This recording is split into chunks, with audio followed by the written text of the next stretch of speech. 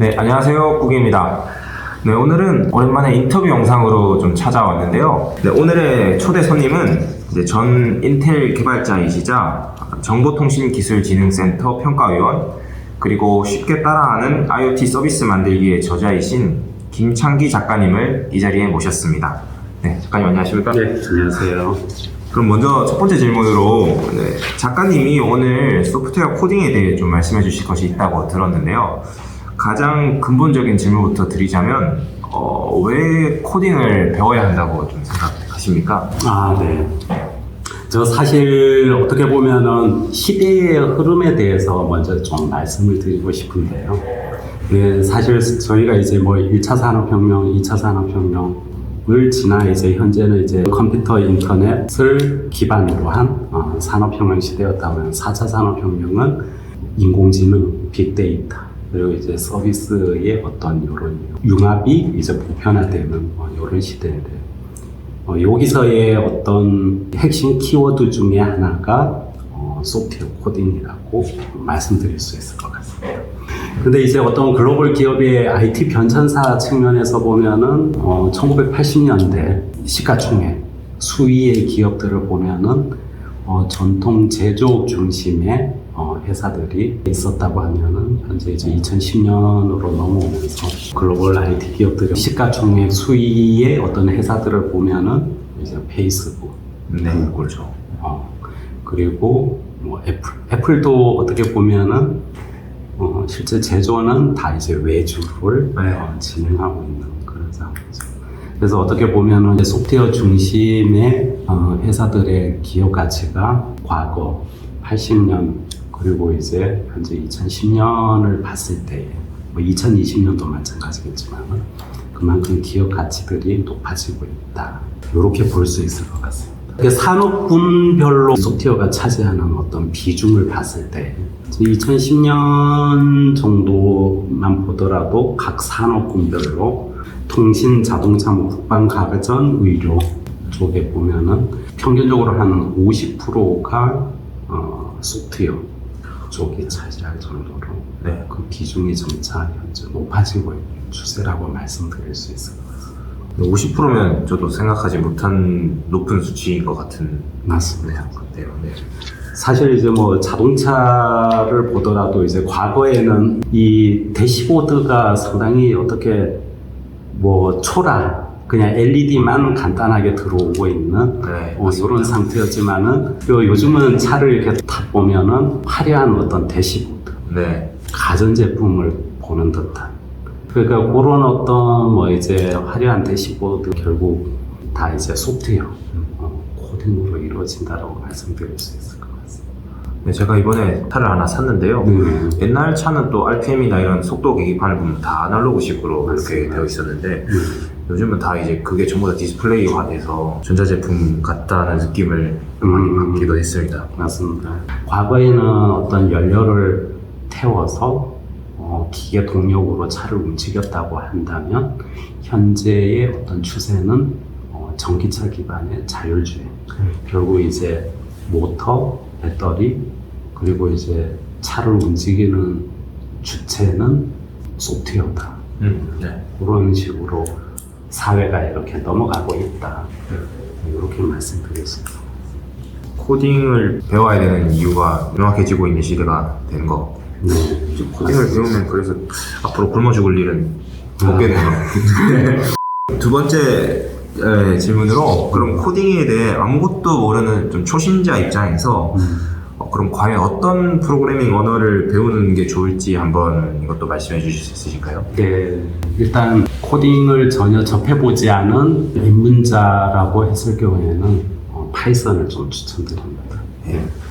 파이썬이 입문자한테는 접하기 쉽고, 그리고 비교적 수월하게 코딩할 수 있는 약간 그런 랭귀지가 아닌가 싶습니다. 이제 뭐 사람 간의 랭귀지에도 수백 가지의 언어가 있듯이 이것도 이제 프로그래밍 랭귀지, 언어적인 관점에서 봤을 때 이제 프로그래밍 랭귀지도 정말 많은 언어들이 있는데 약간 용도가 조금씩 다르긴 합니다. 파이썬, 그리고 뭐 C, C++, 그리고 자바, 뭐 C#, 뭐 용도에 맞게 이런 프로그래밍 랭귀지를 추후에는 뭐 선택할 수 있겠지만 근데 이제 입문자한테는 파이썬을 좀 추천드리고 싶습니다. 그 참고적으로 TOB라는 사이트를 가보시면은 글로벌하게 얼마나 많은 프로그래밍 랭귀지에 대한 이제 액티비티들이 발생하는가를 이제 볼 수 있는데 현재 2022년 12월 기준으로 보면 이제 가장 많은 액티비티가 일어나고 있는 것이 파이썬, 두 번째가 C, 세 번째가 C++, 네 번째가 자바, 다섯 번째가 C# 이렇게 나타나고 있습니다.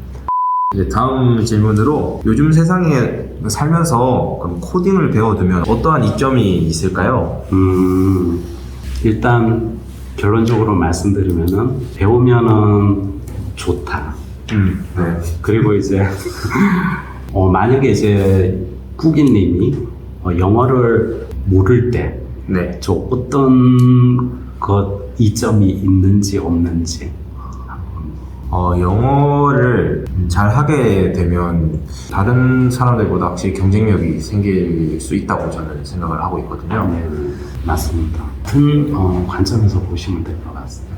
우리가 이제 코딩을 할 수 있냐 없냐는 그만큼 내가 할 수 있는 어떤 운신의 폭이 넓어지고 그리고 내가 하고 있는 어떤 전공 분야의 일을 얼마나 효율적으로 할 수 있냐 없냐 그런 관점에서 보시면 될 것 같고요. 그리고 이제 과거에 지금 뭐 더 가속화되고 있는 상태지만은 전 세계가 글로벌한 추세로 가고 있고 거기에서 내가 이제 어떤 뭐 영어를 할 수 있냐 없냐는 그만큼 나의 운신의 폭이 더 넓힐 수 있냐 없냐 약간 이런 관점에서 생각할 수 있듯이 현재 사회의 어떤 흐름은 4차 산업이며 4차 산업혁명의 어떤 키워드 중에 하나인 소프트웨어 코딩 그리고 그 소프트웨어 코딩이 우리 사회 산업 전반에 더 빠르게 넓게 퍼져가고 있기 때문에 결국 소프트웨어 코딩을 추가적으로 더 할 수 있다라면은 그만큼 할 수 있는 일들이 많아진다 이렇게 생각할 수 있을 것 같습니다. 네, 뭐 한마디로 영어와 마찬가지로 코딩을 배워두면 경쟁력이 생길 수 있다고 네, 하고 있습니다. 네. 그럼 마지막 질문으로 코딩은 어떻게 배우는 게 좋을까요? 이렇게 생각을 해보면은 코딩은 쉽고 재미있게 배우는 게 중요하지 않나 생각합니다. 제가 많은 학생들을 가르쳐 보고 느낀 점은 학생들이 처음에 이게 코딩을 배울 때 이제 막연하게 코딩은 내가 할 게 아니야. 이 코딩은 너무 어려워. 이제 이런 생각들을 많이 가지고 있는데 그 친구들이 실제 그 코딩을 통해서 아주 자그마한 개인 프로젝트나 이런 거를 이제 성취하고 이루고 나서 그런 성취감을 맛본 이후에는 많은 친구들이 코딩은 쉽고 재밌구나. 그리고 자기 진로를 코딩 쪽으로 이렇게 설정하는 친구들을 많이 보게 된 것 같습니다. 저희가 영어로 돼 있는, 영어를 전혀 모르는 상태에서 영어로 돼 있는 어떤 글을 보게 되면은, 영어에 대한 막연한 두려움, 전혀 모르겠다. 이런 느낌을 아마 처음에 가지게 될 거라고 생각이 됩니다. 그렇죠. 네. 사람 간의 언어인 영어가 그렇듯 사람과 컴퓨터 간의 어떤 언어도 동일하게 처음에 보면은 막연한 두려움, 그리고 이제 이거는 너무 어렵다라는 느낌을 가지는 건 당연하다고 생각이 되어집니다. 그래서 이제 꾸이님도 영어 처음에 배우실 때 혹시 어떤 순서로 배우셨어요? 처음에 배울 때 네, 단어와 문법을 그거부터 배웠던 기억이 있습니다. 네. 학교에서는. 그리고 이제 실제 어떤 뭐 영어에 대한 활용도 그리고 이제 영어가 약간 늘고 있구나. 네. 라는 느낌은 혹시 저는 이제 뭐 실제로 외국인과 대화를 하거나 실제 외국인의 이야기를 뭐 미국 드라마라든지 이런 거를 많이 듣고 그럴 때 확실히 많이 네, 맞습니다. 늘었던 것 같습니다. 네. 그 소프트웨어 코딩도 어떻게 보면은 이제 단어, if문, 그리고 뭐 스위치 케이스문, 몇 개 안 되는 요 단어들을 숙지를 하시고, 그리고 이제 문법, 그러니까 이러한 어떤 단어들을 어떤 식으로 나열해서 컴퓨터에게 작업을 시킬 것인가. 문장을 쓰는 거를 이제 문법에 맞춰서 이렇게 쓰고 그걸 이제 컴퓨터에게 지시하면은 컴퓨터가 그 작성된 그 코드 거기에 기반해서 움직이듯이 코딩을 배울 때도 일단 단어 문법을 배우고 실제 개인 프로젝트 혹은 이제 친구들과 같이 어떤 뭐 팀 프로젝트를 바로 진행을 해보는 걸 추천드립니다. 그래서 이런 프로젝트를 통해서 성취감을 맛보고 그러면은 아, 코딩은 정말 쉽고 재밌구나. 그래서 이제 동기부여가 되면은 자기 스스로 이 코딩을 재미삼아 자연스럽게 이제 하게 되지 않을까. 그러면서 이제 실력은 늘어나게 될 거고요. 네, 저도 사실 막연한 코딩에 대한 두려움이 예전부터 가지고 있었었는데 대학원 때 이제 지도 교수님께서 추천을 해주셔가지고 그때부터 이제 코딩을 접하기 시작했었는데요. 이게 그때 이제 AI를 활용해서 뭐 기존 제가 했던 전공을 접목시켜가지고 데이터를 가공하는 이런 걸 했었는데 실제로 작은 것부터 뭔가 문법을 이용해서 하나하나 이제 내가 원하는 대로 그 코드가 이제 작동한다는 걸 보면서 그걸 계속 성취감을 느끼고 계속해서 이제 공부를 하게 되고 스스로 이제 뭔가 그런 경험을 하다 보니까 이제 막연한 두려움보다는 이제 이렇게 목표가 생기면 이제 시간이 좀 들겠지만 할 수 있겠다 이런 맞습니다. 자신감을 상당히 많이 실력이 느신 것 같은데요. 네, 그럼 이상으로 더 하시고 싶은 말씀이 있으시면 네. 좀 편하게 한번 부탁드리겠습니다. 네. 사실 소프트웨어 코딩은 어렵지 않다. 그 어렵다고 느끼는 거는 막연한 두려움이다.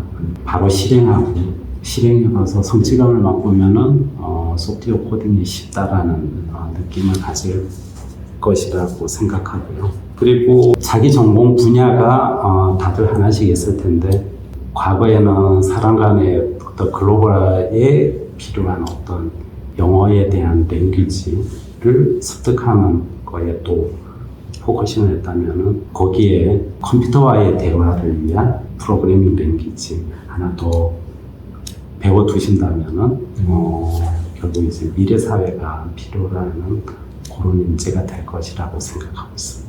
해보면 생각보다 쉽더라고요, 저는. 네, 맞습니다. 후계님도 그런 느낌을 가진 거는 실행을 해서 맞습니다. 그런 어떤 성취감을 맛본 이후에 그런 느낌을 받지 않으셨을까 생각합니다. 실행이 가장 중요한. 맞습니다. 네, 오늘은 김창기 작가님을 모시고 소프트웨어 코딩에 대한 이야기를 좀 해봤는데요. 코딩에 대해 좀 더 알아가고 싶으신 분들은 좀 댓글로 궁금하신 점을 달아주시면 제가 작가님을 한 번 더 모실 수 있는 자리를 기회가 된다면 만들어 보도록 하겠습니다. 네, 그럼 작가님 바쁘신 와중에 좋은 말씀 많이 주셔서 너무 감사드립니다. 네, 초대해 주셔서 감사합니다. 감사합니다. 네.